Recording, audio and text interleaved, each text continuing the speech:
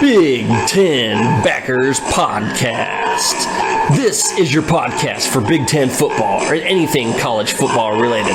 From Jim Harbaugh's shirtless escapades to Brett Bielema's hog-sized waistline with Ryan Day's beard dye and anything else in between.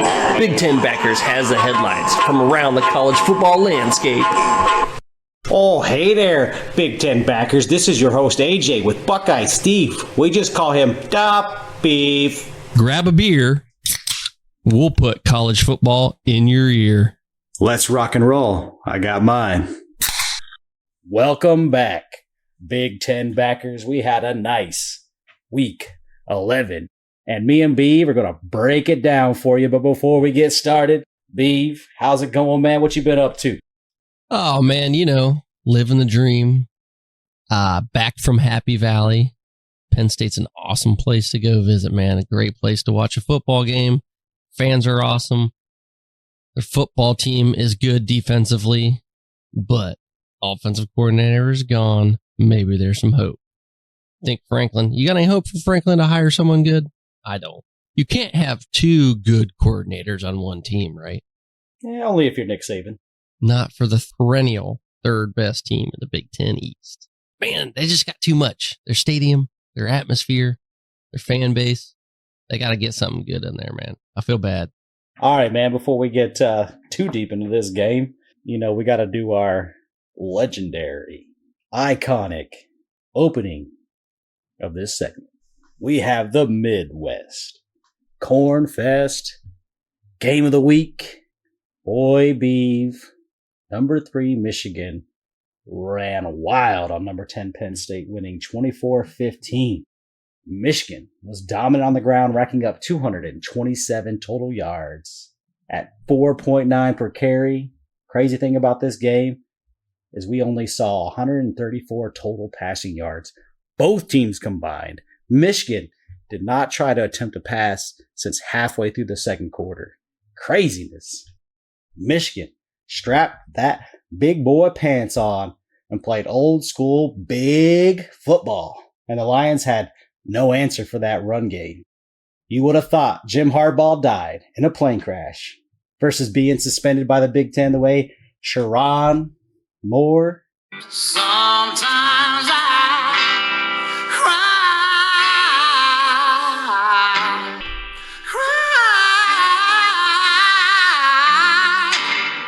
Yeah, that post-game interview, he was a bitch. We got to call him Sharon now. Sharon Moore crying on the side. His mascara was running down his cheeks the way blood was running down his running back's face, man. Little bitch. Suck it up. Yeah, he got blasted by pretty much every college football crew after that was talking about games on podcast, on College Football Live. Like an 8-year-old little boy that got caught stealing. He just starts fucking bawling on national TV. And for what? I got caught. I got caught cheating. I'm going to start fucking crying because I don't know what else to do. Yeah, on Menace to Sports, they did bring up an interesting point. Maybe it was his fault. Maybe that's why he was crying. He was like, shit, I should have been the fall guy. Thank you, Harbaugh. Instead, I got to win as a coach. I don't know. In some ways, I admire this Michigan fan base. And in some ways, they just look like pathetic little bitches. I mean, the smugness, the fans actually believe everything that comes out positive for Michigan. They got caught and they believe that it's not wrong. They're like, well, we didn't do anything wrong. Everyone cheats. Like, come on, man. There is film of you. There's a money trail. There doesn't need to be due process. That is the due process. There's facts. That whole due process thing is just complete bullshit. They just want a natty. And I get it. I would be the same way.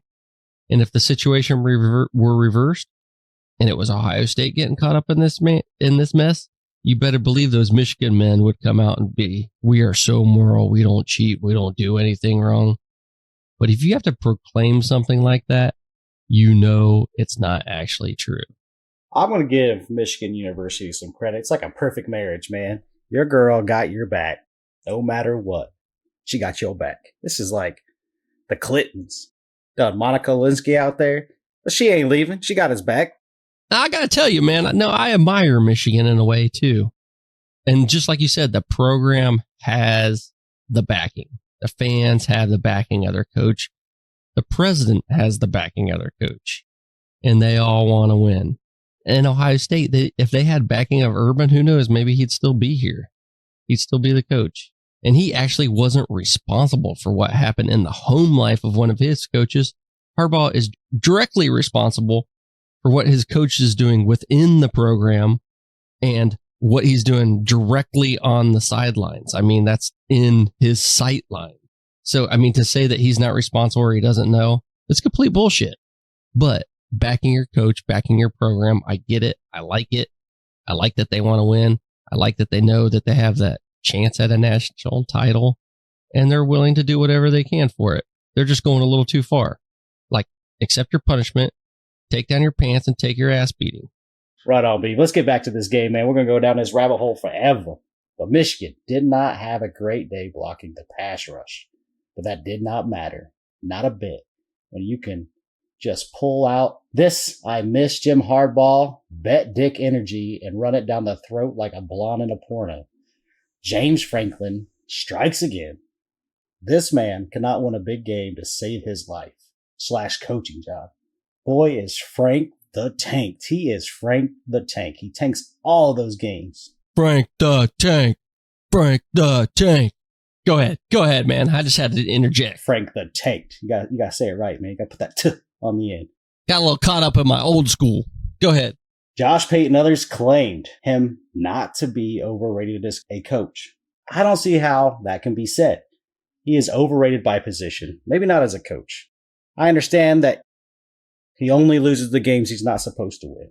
But if you're a great coach or a good coach, you make your money by winning games you shouldn't. And that's the biggest thing here. When you look at the Sabans, the Kirbys, the Dabos, the Myers, whoever types, they advance their coaching career by winning games they're not supposed to. Or they build a program to the point that they're favored every time they take the field. Yeah, and that's what Franklin did at Vanderbilt. He just hasn't done it at Penn State. That's why he got hired at Penn State, right? Yeah, and it's not worked out there. For me, he needs to go. He's got to go. He needs fired. How many times are you going to give him chances to hire a new offensive coordinator, hire a new defensive coordinator?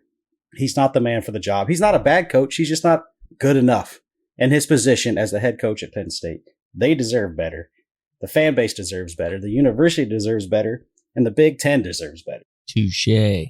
And I'm telling you, none of those Dabos, Myers, Kirbys, Sabans are remotely close to James Franklin. He's not even close to those guys. And if you want your team to take the throne, you need to man up and get another man because he's not the man for the job. Anyways, Beve, break down this Big Ten heavy hitter for the backers. Yeah, man, this was a clinic on how to fuck up the use of advanced analytics. And this is a second big game in a row that Franklin's done it. It was going for it on fourth downs at inopportune times.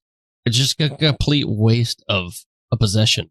Analytics are tools. They're not coaching decisions. They are to be used situationally, not followed to a T. They needed more like timing plays to get some passes out from that offense, some screens and some quick outs, some timing passes. When they did use it, I remember sitting there. I was right in front of that one fourth down that they went for. And yes, it was ballsy, but at least they were heading into their end zone and they had the ball at an opportune place where even if you didn't get it and Michigan takes over, your defense has a chance to stop it. You can rely on that defense, and that's what they have. So I agreed with that one, but they needed anything quick because Aller holds on to the ball too long. And if he's not holding on to the ball too long, the offensive line, which is questionable at best, lets people through. Instead, every fucking first down, they ran the ball. You didn't need signs. Connor Stallions didn't need to read anything, didn't need to have any videotape. We all knew it was coming. Everyone in the stadium knew it was coming. Sharon Moore knew it was coming. Yes, sir. Let me throw something in here. If your recipe is boiled chicken, no one needs another fucking recipe. And that's the Penn State offense. The Penn State offense, like I said in the breakdown before the week, it's relying on turnovers. If they don't get good field possession off the turnovers, they don't score. They didn't get a turnover. They didn't score. Not enough, at least. Let's get down to a big dog. Let's talk about some big dogs now. We got some big dogs, man. Number 2, Georgia. The Dogs dismantled number 9, Ole Miss, 52-17. And the backers, big one. You know that hurt. If Georgia wasn't on your mind as the number one team in the nation, they will be tonight. Georgia, Georgia, my mind. Expect the playoff committee to put these guys number one, Big Ten backers. They now have the resume and are playing absolutely lights out. Lane Train done got knocked off their tracks once again. And boy, that was not a good showing for the Rebels. Kirby and his dogs are a machine at this point, and it's looking like it's going to be another great SEC matchup when the surging tide meets them in Atlanta. Georgia only had 8 third down attempts and scored 52 points. 8 third down attempts and get 52 points. That shows you how dominant they were. Wow. That isn't dominant, then twist my nipple and call me Sally. I just can't wait till I see you next time, because I'm definitely going to pretend it wasn't dominant, and I'm going to twist that nipple and call you Sally just for fun. Hey, don't tempt me with a good time. B, these dogs went for 300 on the ground at 8.6 per rush on 35 attempts. Ole Miss got ran through like a Connor Stallion's bank account. Shit. Man, I was listening to Greg McElroy, and he was talking about, how the Big Ten or the media is always propping up Penn State every year to threaten U of M or Ohio State. And every year they always lose. Well, yeah, they do. But just like any other second or third place team in any other division, Lane was like the devil in Georgia. But hey, he's chronically second fiddle, just like Penn State. But back to the game. Georgia is number one. You know it. I know it. Everyone knows it. Hell, even Connor Stallions knows it. The College Football Playoff Committee better vote it. And just another 300-yard game for Carson Beck. Color me impressed again. That man is showing out. I mean, he does have some damn good receivers to throw to, but Brock Bowers is back. Ankle surgery and all, man. It's nice to see. But what other big dogs we got left? We're still barking, man. Big Ten backers are barking. So many dogs going to be in the playoffs. I think I talked about that when we first started our first podcast, when we were talking about who was going to be in the playoffs. I like my playoffs 50% dogs. It's starting to look that way, baby. It is starting to look like 50% dogs, but that other big dog that you're talking about is Washington. And number 18, Utah traveled out to Washington, and they get beat 35-28. Another dog matchup. But these dogs belong to the Pac-12 in the state of Washington. These Huskies are for real, reaching 10-0 for the second time in program history. And they had to do it on one of the nation's best defenses. Utah made it interesting, able to match point for point and holding a lead at the half. But whatever the pig farmer did in the first half, the Huskies figured it out and held the Utes to 0 points in the second. Alfonso, the Dumbo, for Washington had himself a 76-yard interception return for Washington, but decided to celebrate a little early and drop the ball before he crossed the end zone. Yo, hold on to your balls until you score. Trust me, it feels better. Give him a nice little squeeze. Beef, you got anything you want to add on this one for the backers? Yeah, man, what the fuck? Dropping a ball like that? I thought that was a thing in the past. I thought people had learned their lesson. Those dumbasses need to learn from past mistakes. I mean, we've all seen it the last few years. I just don't know. It screams juvenile backyard football to me. How they haven't had some coach in the past at least instill some basic ball security, even if you're on defense. It just blows my mind. But man, let's talk the Penix. He has the juice, and no one is stopping him from bringing it to the college football party, baby. 3 touchdowns and over 300 yards. Adunze, 111 yards receiving and 2 touchdowns. Dylan Johnson, man, he's bringing it at the right time. Another 100-yard game on the ground. He's really coming on in the second half of the season, just in time for the playoffs. And like you said, 10-0 for the second time in school history. This is a record-setting UW team, man. Pretty impressive. I like what I'm seeing. They just have that it factor, you know? They do. They got something brewing, man, and it's looking like we might get Oregon and Washington in a rematch, but the Beavers, they just might have something to say about that because they are still holding their own and control their destiny. We'll talk about that a little bit later. We had number 14 Missouri. They obliterated Tennessee 36-7. Drinkwitz. Man, I got to give him some credit for his work with the Tigers of Mizzou. That's one you'll keep in the memory bank forever. He got his team up and made the Volunteers wish they didn't. So one time, Beve, I volunteered to help out with an air show back in the day at Seymour Johnson Air Force Base, and we had a storm coming through. We were in a rush to get some industrial sides tents down before the storm hit. But anyways, I'll get to my point. This young man next to me decided to remove the tension on one of those tent poles, not aware of his face location in comparison to where the pole's release point was. And boy, he got Tysoned. That pole fucking Mike Tyson his ass. And that is this game in a nutshell. Hey man, I got to talk to you a little bit. I don't know what went on, but you were talking about Seymour Johnson pitching tents and big old poles. I think that there should be a t-shirt like that or something. Boy, you know I can erect some tents. I got you. But anyways, Mizzou did work on the ground. 51 carries for 255 yards. And well, if you can't stop the run, you can't stop the pass. And Mizzou was successful at both. Yeah, I couldn't believe that Tennessee played so bad at Missouri. You would think Missouri, after the dogfight that they were in last week, they should be the ones that have the letdown. But they found the cure for the hangover, man. And I fucking want to know what it is because I get bad hangovers. It's just one thing I gotta know. Got any aspirins? I've had a bad fucking headache all day long. Must be a lucky day. 3 turnovers swing this in Missouri's favor, though. You can't count out those turnovers, man. Those are a drive killer. They're a program killer. They're a quarterback killer if you're Nebraska. So, you know, that's something to really pay attention to. The turnovers can swing any game. They are the great equalizer. Good team can lose to a bad team with a lot of turnovers. Anyway, off that soapbox, I kind of always thought that Tennessee wasn't really what they were adding up to be all year. I mean, they kept on pulling off wins. I kind of felt like they were more Kentucky type of team, but they kept hanging in there. They kept getting those wins, and they just got blown out this game. I mean, no excuses. Blown out. Got to give Missouri credit. Like you said, Drinkwitz has his team ready to play. They look good against Georgia really until the end. That's a tough team. They are. I think there's a great divide between the top of the SEC and the middle, and obviously the low end. There's a divide, man. But anyways, Beve, we're the Big Ten backers.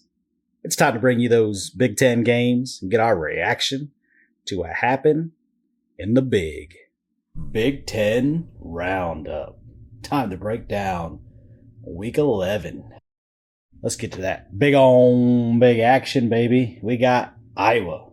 They goose egg Rutgers 22-0. I didn't see this one coming, backers.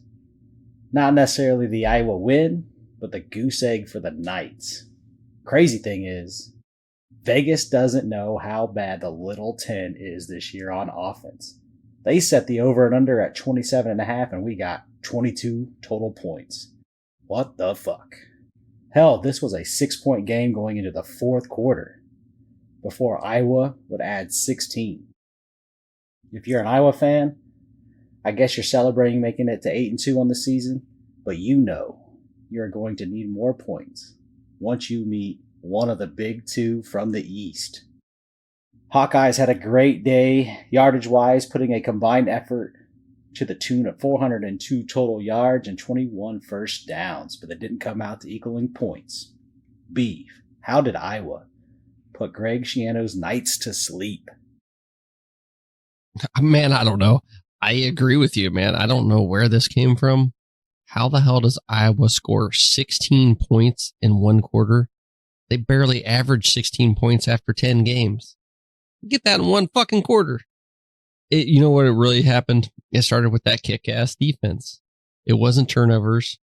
They held the Scarlet Knights to 34 yards rushing and 94 yards passing.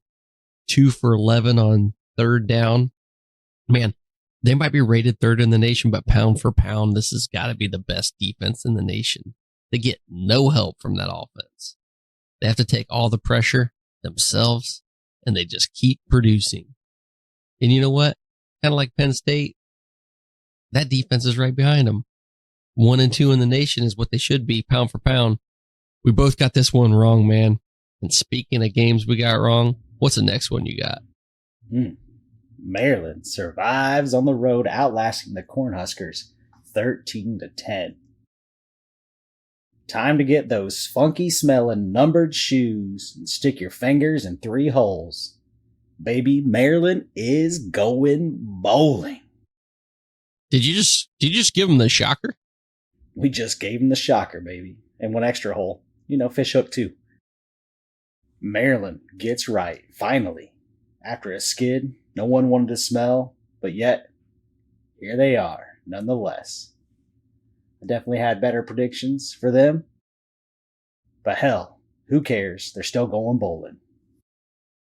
Jack Howells hits the game-winning field goal for the Terps as time runs out and ruined another chance for Nebraska to go bowling.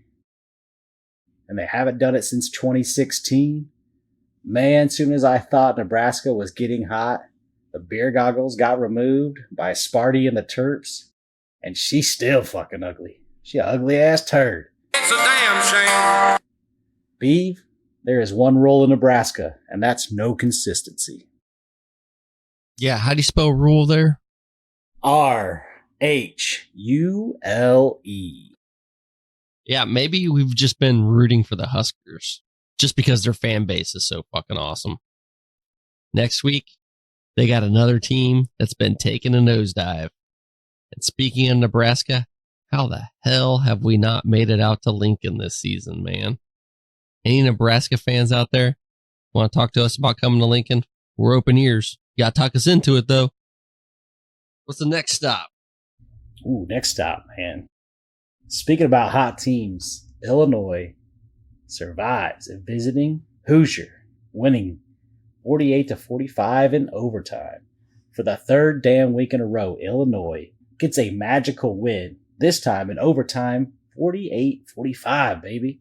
Burt in the bellies dig deep in the belly button again to find enough lint to get the job done again. I know I said wow, but wow. They have added 3 victories in a row and pull this season back together. Burt is loving the sound of that. The Illini was able to get 662 total yards on Indiana and Tom Allen. 507 of that was through the air. Beve, Illinois is 1 win away from bowling. It's getting cereal wins and champagne. Illinois. Man. Did they turn it around? I don't know how that happened, but Illinois get it. And who do they have left on their schedule? They got Iowa, which is a very good possibility of a loss. 8-2 Iowa, but I can't believe you just said Illinois is hot. Wow. Illinois. And then they got Northwestern, which is another hot team, man. This is crazy. Everyone is 5-5 in the Big Ten West. No one wants it, except for maybe Iowa kind of wants it. They just don't want to score to get there. Burt in the bellies, man. Them donuts are finally paying off, brother. Donuts. You got any other teams that are 5-5 out there that we should talk about? Almost the entirety of the Big Ten West, man. They're all 5-5. It's crazy. But anyways, here's one that's not. Purdue runs the Gophers out of town, winning 49-30. Purdue grabs almost half a hundred and puts PJ and the Gophers in dangerous non-bowl eligible scenario this season. Yeah, but what is Minnesota's record? 5-5. Of course. That's what I said. I'm only going to name you one that's not, and that's Purdue. Purdue and Iowa, the only ones. Yeah, one's better, one's well below. Craziness in the Big Ten West. But Purdue did its dirty work on the ground between the tackles grabbing 353 rushing yards at 8 yards per carry. They steamed those Gophers. On a day where Minnesota quarterback Callie licking my damn anus would throw 292 yards and 3 tutties, they would still lose by 19. Ooh, ouch. Beve, Purdue at this point can only ruin the seasons of other teams, but can Minnesota get that elusive 6th win? Man, I got to go over this real quick. Iowa 8-2, Northwestern 5-5, Nebraska 5-5, Wisconsin 5-5, Illinois 5-5, Minnesota 5-5, Purdue 3-7. Hey, I thought this was kind of a joke at first, but they are all 5-5. Holy shit! Back to Purdue. What we got to say about them Boilermakers, man? Holy shit! Now they're starting to turn it around. Minnesota. All right, man. I got to talk about Minnesota first. They got to stop rowing and start bailing water, man, because this boat is a sinking ship in Minneapolis. Warning. Life support failure on all decks. Abandoned ship. Abandoned ship. Lost to Illinois and Purdue back to back, and might not go bowling with Ohio State and Wisconsin left on that schedule. But Ryan Walters, he's looking good down the stretch. It took him a while to get going, but man, he's starting to pick it up. He might be good for the second season at the helm for that Boilermakers team, man. The main man they might get it. He might just get the job done there in West Lafayette. What do you think? I think it's possible, man. You're right. It started off rough, but he's figuring it out. He's getting it together. Someone's got to. Someone out there in the Big West. Who else do we want to talk about out there that's not getting shit done?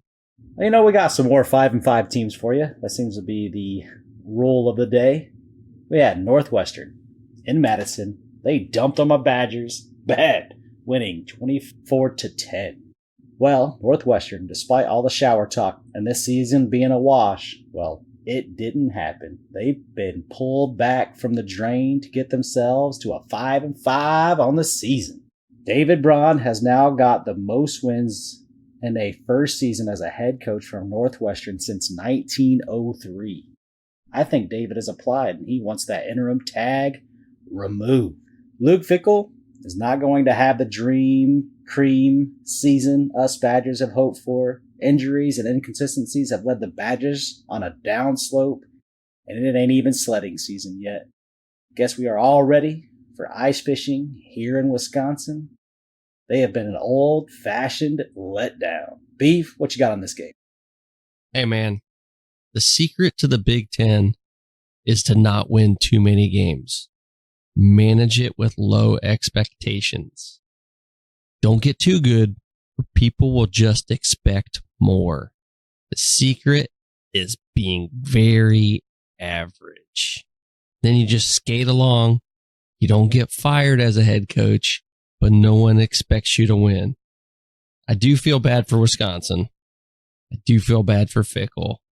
But the time it is now. Badgers got to build for next year. Wisconsin looked good to start the season. Northwestern looked terrible to start the season. And they did the old switcheroo. You know, that happened to me once with some twins. I was pissed. That doesn't sound like a pissy story. That sounds like a good story.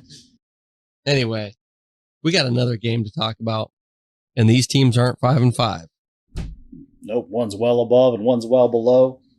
Buckeyes blow out Sparty in Columbus, winning 38-3. You knew it. I knew it. The whole world knew it. No news here. Buckeyes big against Michigan State.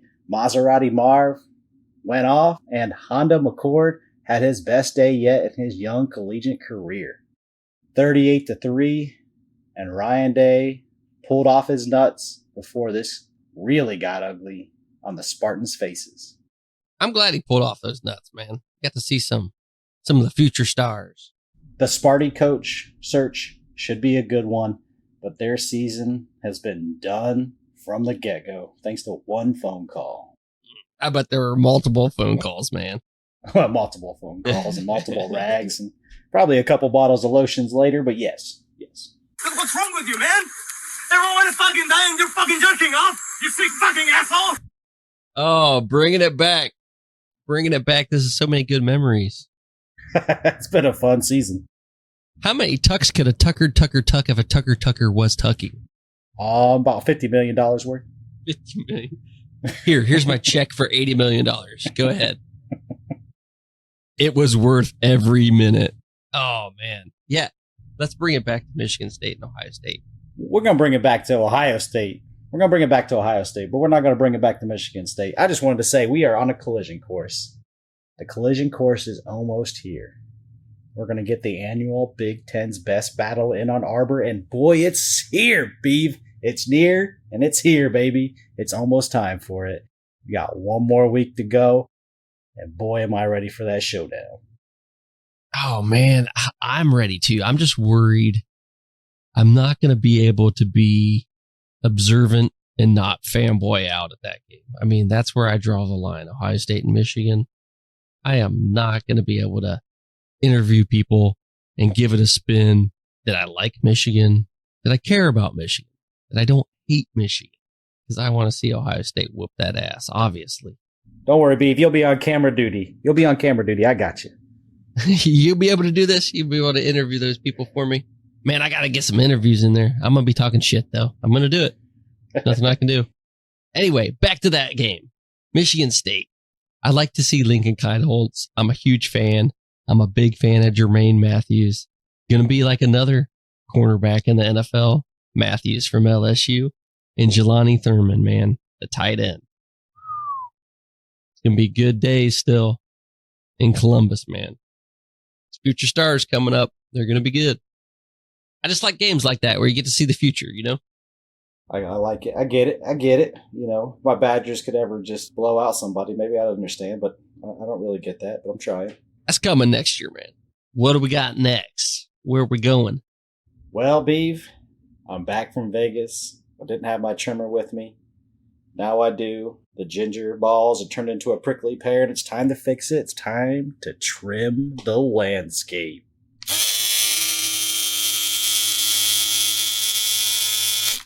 Boy, I'm bald and beautiful now. Let's trim the landscape. Let's do it. Number 8, Bama rolls in the Bluegrass State, beating Kentucky 49-21. Bama was too much for old KY. And like the fans that hated on Bama early, they are now just jelly as their team sits 5-5 and Bama's on another title run.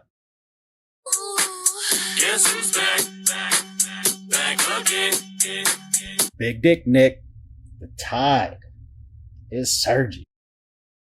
And well, I hope everyone is ready for their showdown against the Dogs here in a few weeks. Bama is like an STD. You just can't get rid of them. Hate them or not, they ain't going nowhere.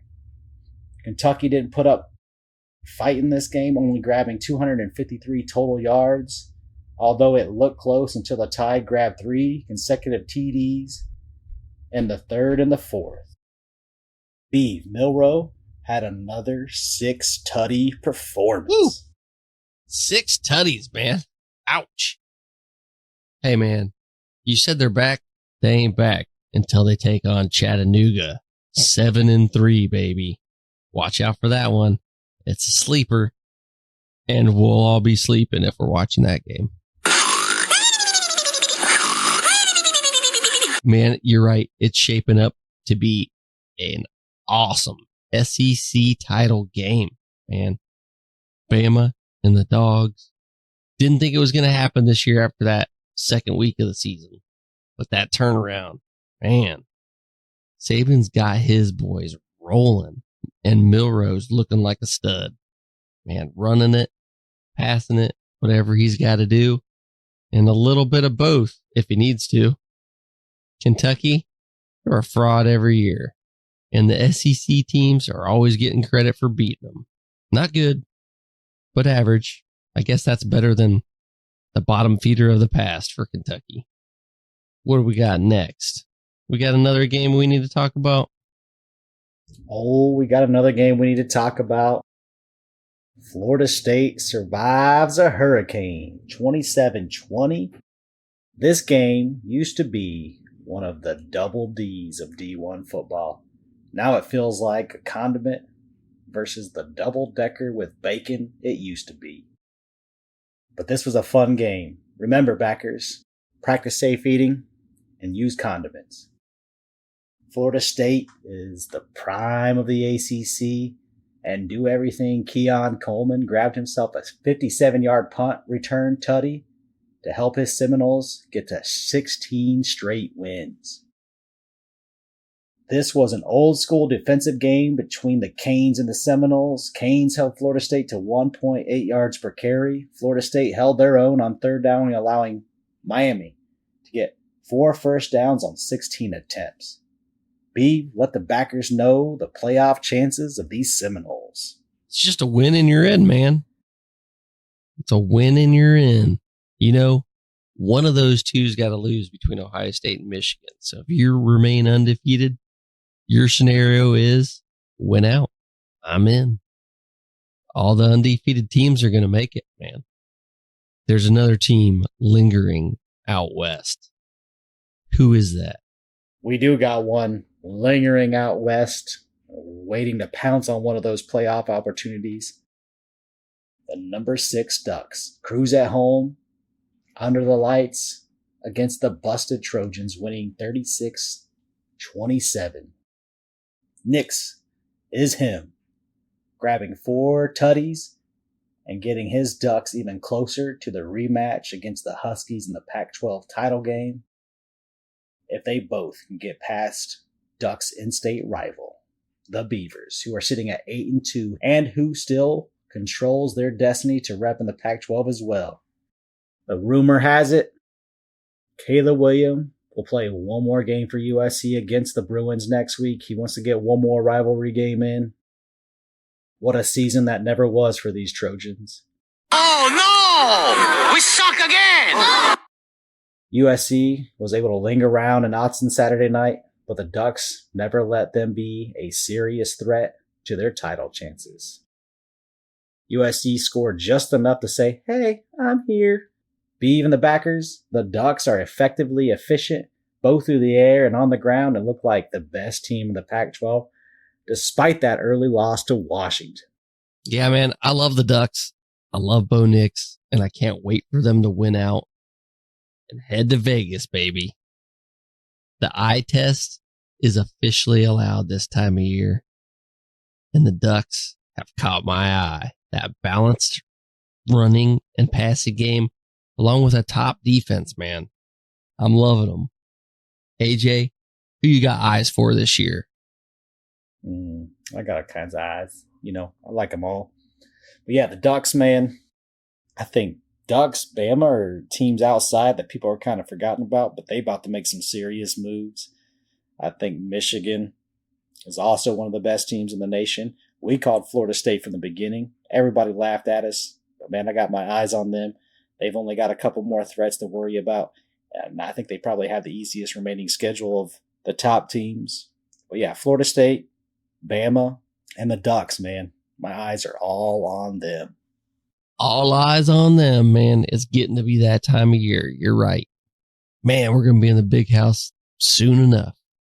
But first stop, I'm going to take my talents to LA, baby. I'm joining LeBron. Where you headed this weekend? Man, you covering that Trojans-Bruins game? It's just going to be a beautiful rivalry to see. I'm heading out to Iowa, man.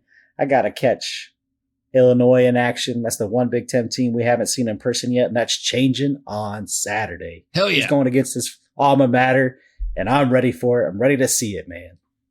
Yeah, we'll get your prediction for that later on, but I sure hope you're right. Caleb Williams gets one more game out there. I got to see him play, man. One more time. One more time is key because we did see him in Notre Dame, but it was bad. But anyways, Beve, let's get to AJ and Beve's best quickies. West Virginia was at number 17 Oklahoma. Sooners find their way at home with ease, beating the Mountaineers 59-20. Virginia at Louisville. One of those teams people should have their eyes on, man. The Cards survive at home due to some late heroics, winning 31-24. We had Texas Tech at number 16 Kansas. Jayhawks get rocked at home, losing another quarterback in Bean, and get raided by the Raiders 16-13. Number 7 Texas at TCU. The Longhorns dominated early, but had to hold off late, beating the Horned Frogs 29-26. We had Tulsa at number 23 Tulane. Green Wave almost couldn't handle the salsa in Tulsa, but pulled it out 24-22. Oh, man. Prime time looking for a win.